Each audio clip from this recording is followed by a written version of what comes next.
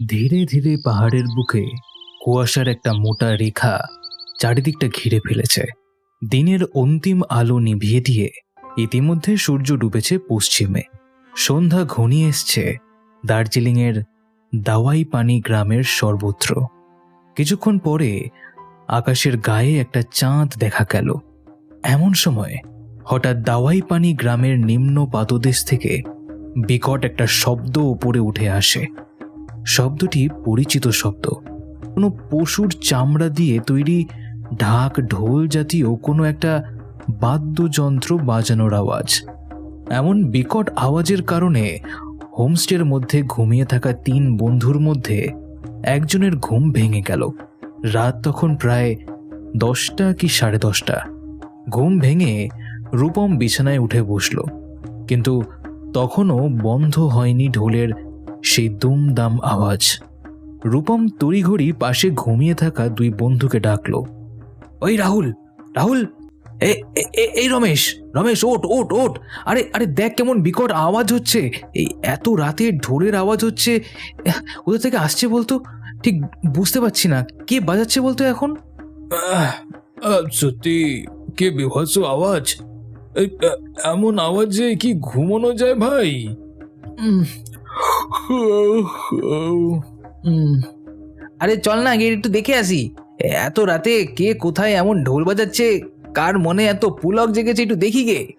এতক্ষণে রাহুলের প্রস্তাবে রূপম ও রমেশ বলল, হ্যাঁ চল তো গিয়ে দেখি কোথায় কি হচ্ছে। হ্যাঁ, চল চল দেখে আসি।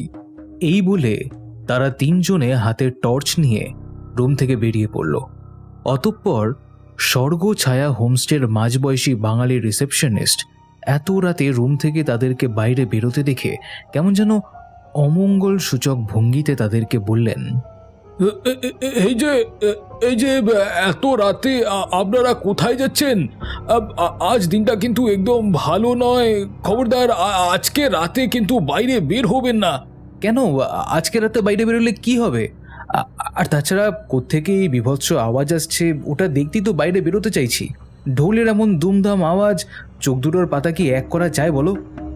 আজ আসলে একাদশী তো, কৃষ্ণপক্ষের একাদশী, তাই ভোর রাত পর্যন্ত এই ঢোলের আওয়াজ আপনাদের কানে আসবে, কিন্তু ওই আওয়াজের উৎসস্থল খোঁজবার জন্য আপনারা যাবেন না।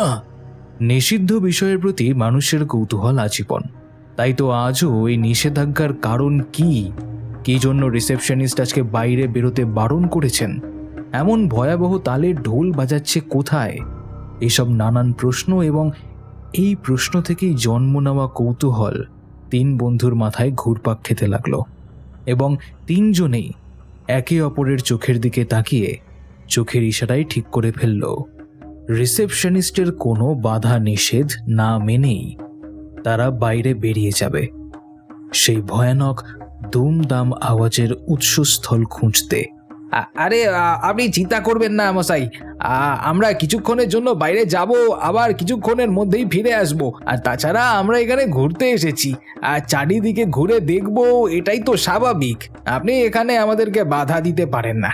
রাহুলের কথায় রিসেপশনিস্ট বললেন, দেখুন, আপনারা আমাদের হোমস্টেতে থাকতে এসেছেন, আপনারা আমাদের গেস্ট।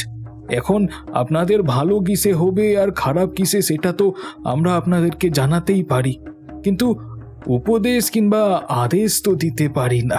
তাই আমার দায়িত্ব আমি পালন করলাম। আজ বাইরে বের হওয়াতে বিপদ হতে পারে, তাই বাইরে বেরোতে বারণ করলাম আপনাদের। যদি একান্ত ইচ্ছে হয় তো বাইরে যেতে পারেন, আমি আপনাদেরকে বাধা দিতে পারি না। তবে শুধু সাবধানে চলাফেরা করবেন। আজ রাতে রুমের বাইরে পা রাখায় পরতে পরতে বিপদ আছে।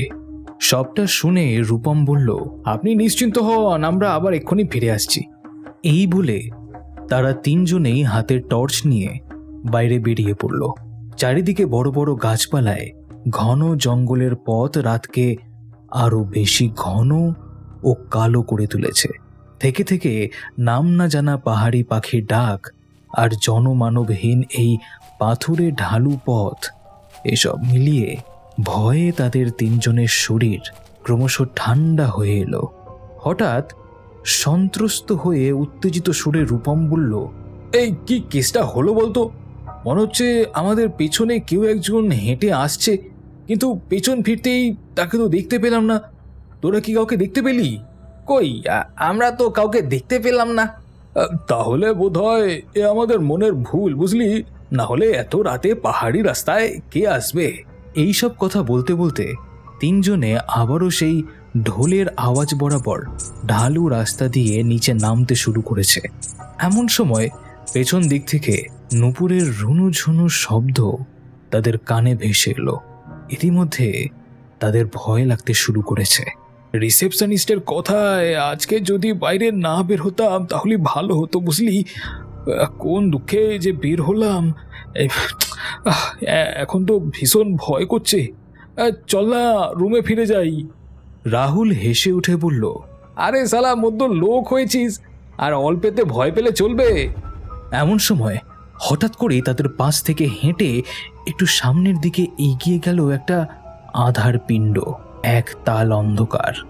টর্চের অল্প আলোয় দেখে মনে হয় কালো ওড়না বা চাদর জাতীয় কিছু একটাতে তার পা থেকে মাথা পর্যন্ত সারা শরীর ঢাকা। টর্চের আলো ফেলে তার দিকে এগিয়ে যেতেই রূপম দেখল সেখানে কেউ নেই। এই এটা এটা আমাদের সাথে কি কি হচ্ছে বলতো? আমার তো মনে হচ্ছে কেউ আমাদেরকে ইচ্ছে করে ভয় দেখাচ্ছে। পাহাড়ি লোকগুলো এমন হয় জানিস তো, ওদের কথা না শুনলে ওরা ভয় দেখিয়ে ওদের কথা সত্যতা প্রমাণ করে, আর নচ্ছার মাল সব। না রে, আমার মনে হচ্ছে সত্যি কোনো অলৌকিক বিষয় আছে। আর নয়তো রিসেপশনিস্ট আজ আমাদেরকে বাইরে যেতে নিষেধ করলো কেন? আর নিশ্চয়ই কিছু আছে, বুঝলি? রমেশের কথায় কোনো পাত্তা না দিয়েই রাহুল তার কানে ভেসে আসা ঢাক ঢোলের সেই আওয়াজ অনুসরণ করে এগিয়ে চলল আর বলল, আরে চল চল, এগিয়ে চল। এইসব ছেলেগুলোনো গল্প ফেলে রেখে দেখি গিয়ে চল, কার জন্য মৃত্যু ঢাক বাজানো হচ্ছে। মার্চ এপ্রিল মাসে কলকাতা শহরের অতিরিক্ত দাবদাহের হাত থেকে বাঁচতে এবং পাহাড়ি ভ্রমণের অবর্ণনীয় প্রাকৃতিক সৌন্দর্য উপভোগ করতে ও তার মজা নিতে তিন বন্ধু দিন দশেকের জন্য দার্জিলিংয়ে বেড়াতে এসেছে। কিন্তু কয়েকদিন অতিবাহিত হতে না হতেই পাহাড়ি কোন সমস্যা তাদের কাছে এসে উপস্থিত হলো। এইসব কথা ভাবতে ভাবতে পাহাড়ের ঢালু রাস্তা দিয়ে তারা ক্রমশ নিচের দিকে নামতে শুরু করেছে। এখনো তাদের কানে ভেসে আসছে ঢোলের মাতাল করা সেই দুমদাম আওয়াজ। রূপম ক্রমশ তীক্ষ্ণতর হয়ে আসা সেই শব্দের প্রকোপে অতিষ্ঠ হয়ে উঠে বলল, ধুত্তুর, এত রাতে কার বাবার বিয়ে হচ্ছে বলতো? এত জোরে জোরে ঢোল পেটানোর কোনো মানে আছে? এই জন্য বলে সালারা পার্বত্য অঞ্চলের একেবারে গেঁয়ো মাল। আমারও না খুব রাগ হচ্ছে, জানিস তো। যেই ঢোল বাজাচ্ছে না তার মাথায় গিয়ে খানিকটা ঢোল বাজিয়ে দিই। এইসব কথা বলতে বলতে তারা ধীরে ধীরে নিচের দিকে নামতে থাকে। রাত যখন গভীর হয়, দূরের পাহাড়ি মুড়া বা জঙ্গল থেকে ভেসে আসে কিছু পাহাড়ি জন্তুর আর্তনাদ। এছাড়াও বিভিন্ন প্রাণীর হাঁকডাক সেখান থেকে পাওয়া যায়। মাঝে মধ্যে ঠায় দাঁড়িয়ে থাকা উঁচু বৃক্ষরাজি দমকা হাওয়ায় মাথা দুলিয়ে নিজেদের অবস্থান জানিয়ে দেয়। এমন সব প্রাকৃতিক নৈসর্গিক আবহের অবগাহনে ক্রমবর্ধমান কৌতূহলে তারা দাওয়াইপানি গ্রামের পরিসর অতিক্রম করে নেমে এসেছে নাম না জানা অন্য কোনো পাহাড়ি গ্রামে। সেখানে প্রবেশ করতেই তারা শুনতে পেল একজন নারীর করুণ কান্না। আমায় মেরো না, ছেড়ে দাও, আমায় ছেড়ে দাও, মেরো না। পাহাড়ি বন জঙ্গলের মধ্যে এত রাতে একজন নারীর আর্তনাদ শুনে তারা তিনজনে অবাক হয়ে গেল। রূপম বলল, এই এই এত রাতে এই বনের মধ্যে কোন মেয়ে চিৎকার করছে বলতো? এগিয়ে চল, চল তো একটু এগিয়ে গিয়ে দেখি। এই রাতের আধারে আবার ধর্ষণ কাণ্ড চলছে না তো? চল চল একটু এগিয়ে গিয়ে দেখি। এইসব ভেবে ধীরে ধীরে তারা সামনে এগিয়ে গেল। তারপর মুখের সামনে থেকে ঝোপঝাড় থেকে কয়েকটা ডালপালা সরাতেই জ্বলতে থাকা কতগুলো মশালের আলোতে সেখানে খালি গায়ে চোখ মুখে কালি মেখে একজন লম্বা মোটাসোটা লোক ঢোলের সামনে দাঁড়িয়ে আছে এবং তার অনতি দূরে দল বেঁধে দাঁড়িয়ে আছে গাঁয়ের লোকজন। সেই লোকগুলোর দৃষ্টি যেদিকে পতিত ছিল সেদিকে চোখ ফেরাতেই এরা তিনজনেই ভীষণ ভয় পেয়ে গেল। তিনজনেই দেখল একটা যুবতী নারীকে বলি দেওয়ার জন্য জোর জবরদস্তি হাঁড়ি কাঠে মাথা গলিয়ে দেওয়া হচ্ছে। ছেড়ে দাও, মেরো না আমায়, ছেড়ে দাও, কি ছেড়ে দাও, মেরো না, ছেড়ে দাও, ছাড়ো। কিন্তু কে শোনে কার কথা? দুজন হিংস্র মানুষ সেই মেয়েটিকে টেনে হিঁচড়ে নিয়ে এসে হাঁড়ি কাঠে তার মাথাটা গলিয়ে দিয়েছে। তারপর একজন জটা জুটোধারী অঘরী কাপালিক গোছের লোক অর্ধ উলঙ্গ অবস্থায় সামনের পাহাড়ি গর্তের মধ্যে থেকে বেরিয়ে এলো। তার সারা শরীরে ছাই ভস্য মাখা, মাথার জটা দোলাতে দোলাতে সে বলল, নে বাজা, জোরে জোরে ঢাক বাজা, আজ আবারও নরবলি হবে। এইরকম বেশ কিছুক্ষণ ঢাক ঢোলের আওয়াজ, উলুধ্বনি, শঙ্খধ্বনি এবং সেই যুবতী নারীর ক্রন্দন মিশ্রিত উল্লাস রূপম, রমেশ ও রাহুলের সচল মস্তিষ্ককে কেমন যেন মুহূর্তের মধ্যেই অচল করে দিল। তাদের এখন কি করা উচিত কিছুই তারা মনস্থির করতে পারল না। তারাও এখন নির্বাক দর্শক। অতঃপর ঘাতকের হাতে ধরা প্রচণ্ড ধারালো সেই খড়গের আঘাতে নিস্তব্ধে যুবতী মেয়েটার কাটা মুন্ডুটা মাটিতে লুটিয়ে পড়ল। ফিনকি ছেড়ে রক্তের ধারা বয়ে চলল জংলা পাথরের জমির ওপর। তৎক্ষণাৎ কোনো এক অলৌকিক শক্তির আত্মপ্রকাশিত উল্লাসে পাহাড়ি সেই নাম না জানা গ্রামের সর্বত্র কেমন যেন ঝনঝন করে কেঁপে উঠল। তারপর সারা রাত সেই তিন বন্ধু সেই জংলা পাথুরে জমির ওপর জ্ঞান হারিয়ে পড়েছিল। তিনজনে কোনো ক্রমে আজ সকালে রুমে ফিরেছে। সকালবেলা তাদেরকে রুমে ঢুকতে দেখে রিসেপশনিস্ট বলল, গতকাল কতবার করে বললাম যে ওদিকে যাবেন না, বাইরে যাবেন না, তবুও জোর করে বেরিয়ে গেলেন, আর এখন ফিরছেন। তবে এই ভালো যে প্রাণটা বেঁচে ফিরছেন। যান, আপনারা রুমে গিয়ে ফ্রেশ হয়ে নিন, খাবারের ব্যবস্থা করে দিচ্ছি। রিসেপশনিস্টের বলা কথাগুলো শুনতে শুনতে তারা রুমে প্রবেশ করল। তারপর তারা তিন বন্ধু গত রাতের ঘটে যাওয়া সেসব ঘটনার ঘোর কাটিয়ে উঠতে পারল না। শুতে বসতে সারাক্ষণ তাদের চোখের সামনে ভেসে উঠতে লাগলো সেই নারীর বলি হওয়ার সেই নৃশংস দৃশ্য। আবারও ধীরে ধীরে রাত নেমে এলো, কিন্তু পাহাড়ি সৌন্দর্যের বিমুগ্ধতা ভুলে তিন বন্ধু কেমনই যেন অন্যমনস্ক হয়ে আছে। হঠাৎ রূপম বলল, ওরা সবাই মিলে একটা মেয়েকে মেরে ফেললো, জলজান্ত একটা মানুষকে বলে দিল। নিশ্চয়ই কিছু একটা ব্যাপার আছে, এখানকার লোকজনদের কাছে জিজ্ঞাসা করে দেখতে হবে বিষয়টা। দুজনের কথার পরিপ্রেক্ষিতে রাহুল কিছু বলল না। সে কেমন যেন নিশ্চুপ মেরেই রইল।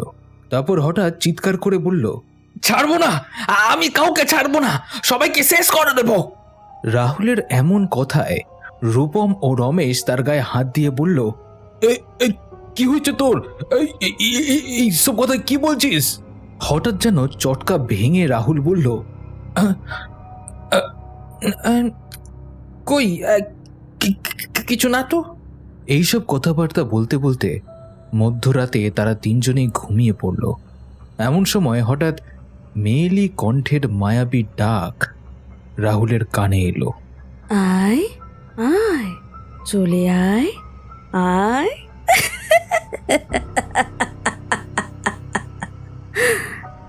সে ডাক কানে আসা মাত্রই কেমন যেন মন্ত্রমুগ্ধের মতন যন্ত্রচালিতের ন্যায় নিয়ন্ত্রিত হয়ে ঘর থেকে রাহুল বেরিয়ে পড়ল।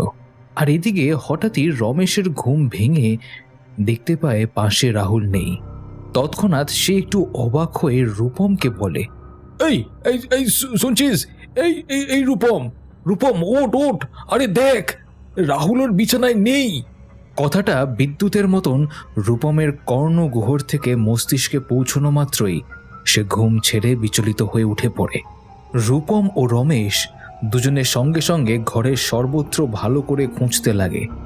মাঝরাতে ঘুম থেকে উঠে রিসেপশনিস্ট তাদেরকে এমন চিন্তিত দেখে বলল, এত রাতে রুমের লাইট জ্বালিয়ে কি খোঁজাখুঁজি করছেন? আমাদের বন্ধু আমাদের বন্ধুকে খুঁজে পাওয়া যাচ্ছে না। এই এত রাতে ছেলেটা একা একা কোথায় চলে গেল? এ কি বলছেন আপনারা? এই এত রাতে আপনার বন্ধুকে খুঁজে পাচ্ছেন না? সর্বনাশ, সর্বনাশ করেছে। অবশেষে তার নজর পড়েছে আপনার বন্ধুর ওপর। ওকে আর জীবিত ফিরে পাওয়া যাবে না। চলুন চলুন, শিগগিরই চলুন, গিয়ে দেখি কি হয়। রিসেপশনিস্টের সঙ্গে রমেশ ও রূপমকে নিয়ে হোমস্টে থেকে বেরিয়ে পাহাড়ি ঢালু রাস্তা বেয়ে নিচের দিকে নামতে লাগলো। ইতিমধ্যে তাদের কানে ভেসে এলো বিদঘুটে একটা শব্দ ও সঙ্গে রিন রিনের ধ্বনি। এই গতকাল রাতে ওই ঢাক ঢোলের আওয়াজ কানে আসায় আমরা এই রাস্তা দিয়ে নিচে নেমেছিলাম।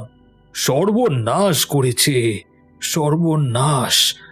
এই যদি আপনারা আমার কথা শুনে গতকাল রাতে বাইরে না বেরোতেন, তবে এমন দিন আপনাদের দেখতে হতো না। ওই ঢাক ঢোলের আওয়াজ যে কোনো মানুষের নয়, সে কথা যদি তখনই বলতাম তবুও আপনারা তা বিশ্বাস করতেন না। তা আমি জানি শহরের লোকজন এসব অলৌকিক কাজ কারবারে বিশ্বাসী নয়, তাই তো বলিনি। কিন্তু এখন মনে হচ্ছে বললেই ভালো হতো। আরে মশাই, কি সব আলতু ফালতু বকছেন আপনি? এই সুযোগ পেয়েই সঙ্গে সঙ্গে গাল গল্প রটনা শুরু করে দিল। না, এসব গাল গল্প নয়। গতকাল রাতে আপনারা যখন ঢাক ঢোলের আওয়াজে বিছানা ছেড়ে যখন নিচে এসেছিলেন, তখন নিশ্চয়ই একটা নৃশংস বলির দৃশ্য দেখতে পেয়েছেন। আপনারা কি দেখতে পেয়েছেন তো? এতক্ষণে রিসেপশনিস্টের কথায় রূপম ও রমেশের ভ্রু কুঁচকে কপালে উঠল। তারা কি বলবে তা ঠিক করে উঠতে পারল না। মনে মনে ভাবল, তার মানে রিসেপশনিস্ট যা বলছে সেটাই ঠিক। এদিকে রিসেপশনিস্ট বলতে শুরু করেছে, আর জানি জানি আপনারা ওই দৃশ্যটাই দেখেছেন, কারণ এর আগেও বহু মানুষ এখানে ঘুরতে এসে রাতে ওই একই দৃশ্য দেখেছে এবং তাদের মৃত্যু ঘটেছে। এই এসব কি বলছেন আপনি? মৃত্যু? হ্যাঁ, মৃত্যু, নৃশংস মৃত্যু। এইসব কথা বলতে বলতে এতক্ষণে তারা এসে দাঁড়িয়েছে পরিচিত সেই স্থানে। রমেশ সেখানে দাঁড়িয়ে বলল, ঠিক এই স্থানেই আমরা গত রাতে এসেছিলাম, এখানেই দাঁড়িয়েছিলাম। আর ওই সামনের ওই বিস্তীর্ণ ফাঁকা জায়গাটা, সেই বিভৎস দৃশ্যটা দেখতে পেয়েছিলাম আমরা। রূপম এবং রিসেপশনিস্ট ইতিমধ্যে সামনের বুনো ঝোপের দলা সরিয়ে সামনে তাকিয়ে দেখল সেই ফাঁকা স্থানে রাহুল কেমন যেন অস্বাভাবিকভাবে পড়ে আছে। এদিকে এরা তিনজনে তা দেখে সামনে ঝোপঝাড় সরিয়ে ছুটে গেল তার কাছে। তড়িঘড়ি মূর্ছিত বন্ধুর পাশে হাঁটু গেড়ে বসে রূপম হাতে নাড়ি চেপে দেখল শেষ। রাহুল শেষ নিঃশ্বাস ত্যাগ করেছে। কিরে, কি হয়েছে তোর? এখানে এখানে শুয়েছিস কেন? ওঠ এখান থেকে। আমাদের কালকে বাড়ি ফেরার দিন, এভাবে জংলা জমির উপর পড়ে থাকে কেউ? ভাই ওঠ, ওঠ বলছি এখান থেকে, ওঠ তুই। চল ভাই, কাল যেতে হবে বাড়ি। রমেশও এমন পরিস্থিতিতে নিজেকে সামলাতে না পেরে কান্নায় ভেঙে পড়ে। এমন সময় হঠাৎ চারিদিক থেকে দমদমাদম শব্দে ঢোল বাজতে শুরু করলো। সে কি প্রবল বাজনা! কান পাতা যায় না সেই বাজনার তালে। বেশ কিছুক্ষণ সেই বাজনা বাজার পর থমকে যায় আওয়াজ। অতঃপর বেজে ওঠে ঘুংরুর অদৃশ্য আওয়াজ। মঞ্চে যেমন নৃত্যশিল্পীর পায়ের তালে তালে বাজে ঘুংরুর আওয়াজ, ঠিক তেমনি চারিদিক থেকে ভেসে আসতে লাগলো মনোমুগ্ধকর ঘুংরুর আওয়াজ। আর সেই সব দেখে রিসেপশনিস্ট বলল, এক্ষুনি চলুন, এই স্থান আমাদের পরিত্যাগ করতে হবে, নয়তো নয়তো ঘোর বিপদ হবে, ঘোর বিপদ। যা হবার তো হলো, আবারও কোন বিপদ হবে? রাহুলের মতন আমাদেরও মৃত্যু ঘটবে। ঘটক মৃত্যু, আমরাও মরতে চাই আমরা। এ কোন বিভীষিকাময় পাহাড়ি বনানীর বুকে এসে পড়েছি। হে ঈশ্বর, এখান থেকে কি আদৌ আমাদের মুক্তি হবে? মুক্তি পাবো আমরা? কেন এরকম অলৌকিক ঘটনা ঘটছে আমাদের সাথে? কি এমন ঘটেছিল এখানে? সব বলবো আপনাদের। আপনারা এখন চলুন রুমে ফিরে চলুন। এমন সময় চারিদিক থেকে একদল ঝোড়ো বাতাস ধেয়ে এলো ঘটনাস্থলে। রাহুলের মৃতদেহ ফেলে রেখে প্রাণপণে রুমের দিকে দৌড় দিল তিনজন। তারপর বেশ কিছুটা সময় পরে তারা হাঁপাতে হাঁপাতে রুমে ফিরে এলো। কিন্তু আশ্চর্যের বিষয়, রুমে ফিরে তারা তিনজনে একসাথে দেখল রাহুল একটা চেয়ারের ওপর বসে বই হাতে নিয়ে তাদের আসার অপেক্ষা করছে। এবং আসা মাত্রই রাহুল বলে উঠল, মেয়ে দেখলে এই তোদের ঝুকঝুকানি বেড়ে যায়, তাই না? রুমের সামনে দিয়ে এত রাতে একজন যুবতী মেয়েকে দেখতে পেয়ে তোরা সঙ্গে সঙ্গে পিছু নিয়েছিস। হ্যাঁ, কি অবস্থা তোদের! আমি পিছন থেকে কতবার ডাকলাম, সাড়া দিলি না। আর রিসেপশনিস্ট মশাই, আপনিও কি বলুন তো, ওরা না হয় ইয়াং ছেলে, এখন ঝুকঝুকানি থাকতে পারে, কিন্তু আপনিও। হ্যাঁ, তাদের তিনজনের সামনে রাহুল দাঁড়িয়ে আছে। শুধু দাঁড়িয়েই নেই, রীতিমতো কথা বলছে। তবে একটু আগে যাকে খুঁজতে খুঁজতে ওরা বাইরে গেল, কার তবে ওখানে মৃতদেহ পড়ে রইল? তারা কাকে বিশ্বাস করবে? নিজের চোখের সামনেই তো আকাশ পাতাল সমস্ত ঘটনা ঘটে যাচ্ছে। কিরে, তা মেয়েটার পিছন পিছন কতদূর গেলি? দেখতে পেয়েছিস? কথাবার্তা কিছু হয়েছে? আমরা কোনো মেয়ের পিছন পিছন যাইনি, আমরা তোকে খুঁজতে গিয়েছিলাম। কে বলছিস রে? আজ পাগলা, আমার ঘুম ভেঙে গেছিল, তাই কাঠের সিঁড়ি বেয়ে ছাদের ওপর উঠেছিলাম। দেখছিলাম কাঠের ছাদ কেমন হয়, সেই সবই আর কি। আর তারপর ছাদের উপর থেকে পাহাড়ি এলাকার রাতের নৈসর্গিক উপভোগ, আহা যা দারুণ দেখলাম রে ভাই। কিন্তু ছাদ থেকে নিচের দিকে যখন চোখ গেল, তখন দেখলাম একজন রমণীকে ফলো করতে করতে তোরা সামনের দিকে এগিয়ে যাচ্ছিস। আমি কতবার ডাকলাম তোদেরকে, শুনতেই পেলি না। বুঝেছি, আমি এতক্ষণে সব বুঝতে পেরেছি। রাহুল বাবু যখন ছাদের ওপর উঠেছিলেন, তখন আপনারা দুজন নিচের তলায় তাকে খোঁজাখুঁজি করছিলেন, আর সেই সুযোগটাই কাজে লাগিয়ে আপনাদেরকে ভ্রমিত করে সেই শয়তানি মায়া নিশির মতন আপনাদেরকে নিয়ে গেছিল ওর ডেরায়।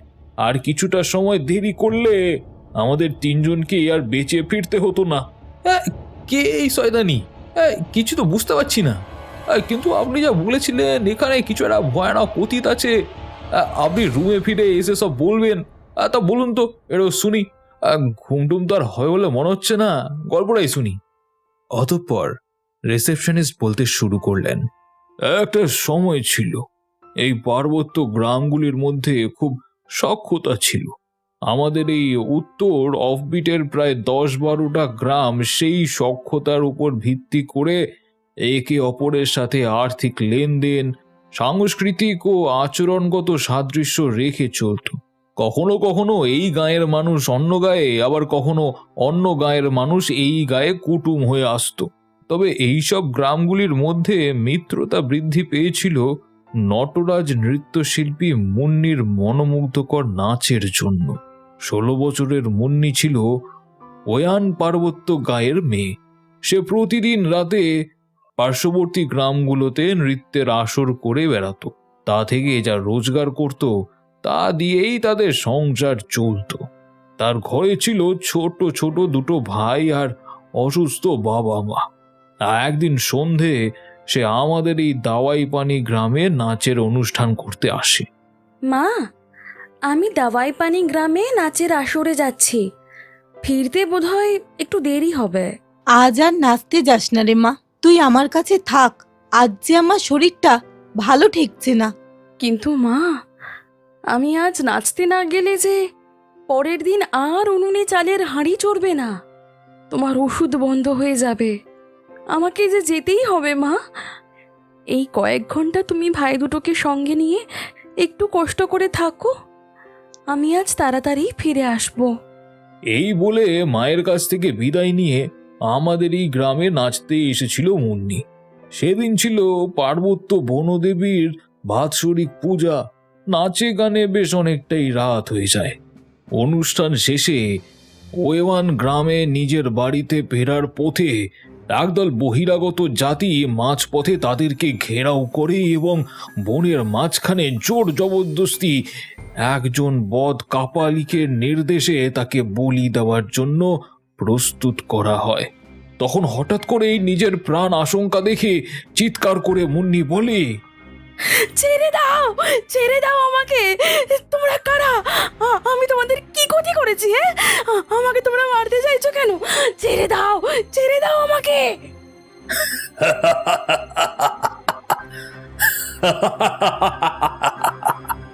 ছেড়ে দেবো? তোকে বলি দিলে আমাদের 11টা বলি সম্পূর্ণ হবে, তোকে তো ছাড়া যাবে না। কইরে, তোরা সবাই ঢাক ঢোল বাজা, নয়তো এই মেয়ের আর্তনাদ অনেক দূর পর্যন্ত পৌঁছে যেতে পারে। এরপর প্রচন্ড ঢাক ঢোলের আওয়াজে মুন্নির আর্তনাদ ঢাকা পড়ে গেল এবং জোর জবরদস্তি হাড়ি কাঠে মাথা ঢুকিয়ে মুন্নির বলি দেওয়া হলো। কিন্তু হঠাৎ করে কারা এবং কেনই বা এমন নৃশংসভাবে মুন্নিকে বলি দিল? তাদের কি উদ্দেশ্য ছিল? রিসেপশনিস্ট আবারও বলতে লাগলো, মুন্নিকে যারা বলি দিয়েছিল সেই নৃশংস জাতি ছিল শয়তানের পূজারী। গোপনে তারা অলাথ চক্র সাধনা করে শয়তান জাগরণের উদ্দেশ্যে একের পর এক নরবলি দিয়ে যাচ্ছিল। কিন্তু কি কারণে এক এক করে এইসব যুবতী মেয়েগুলো নিখোঁজ হচ্ছিল, পার্শ্ববর্তী গ্রামের মানুষজন ততদিনে সে কথা ঠিকভাবে বুঝে উঠতে পারেনি।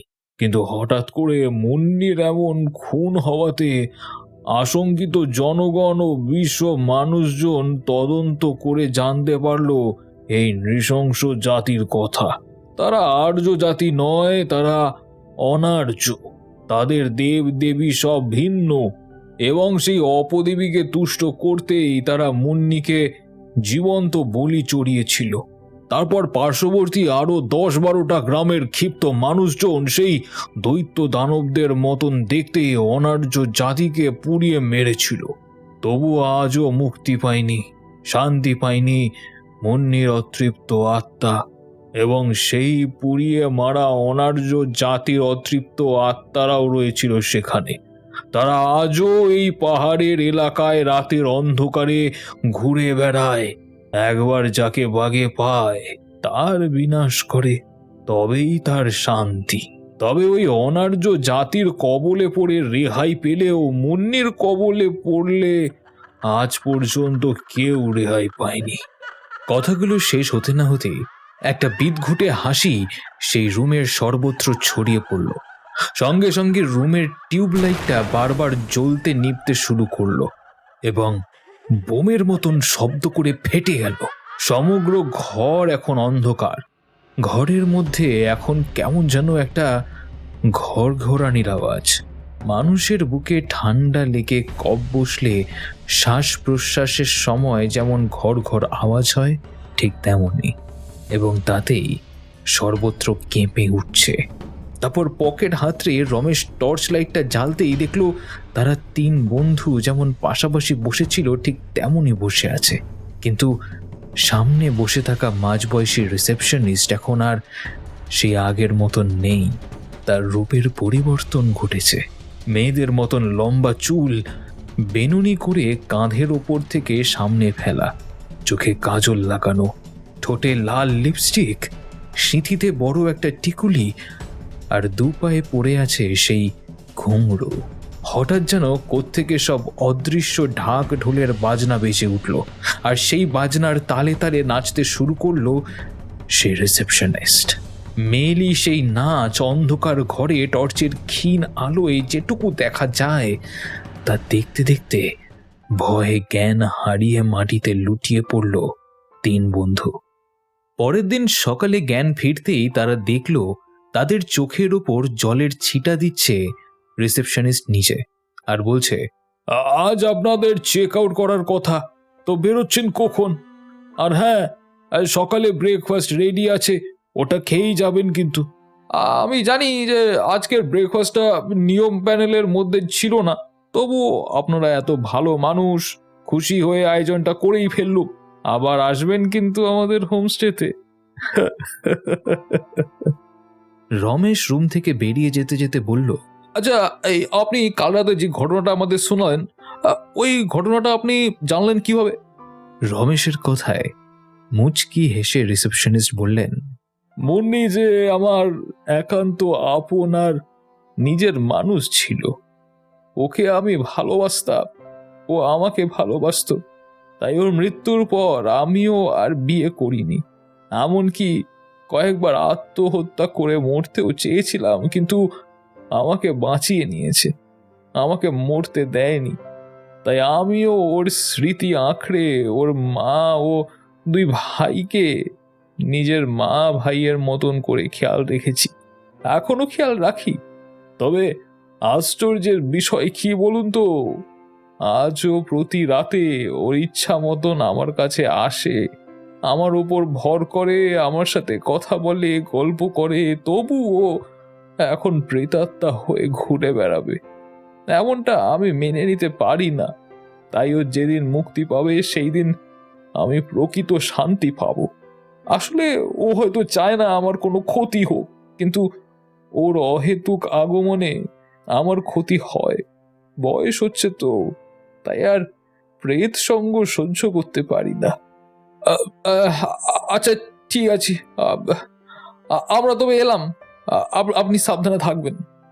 এই বলে তিনজন ব্যাগপত্র গুছিয়ে বন পাহাড়ির বিভীষিকা কাটিয়ে আবারও শহরে ফিরে এলো। তবে মনে মনে প্রতিজ্ঞা করল আর কখনো তারা দার্জিলিংয়ে বেড়াতে যাবে না।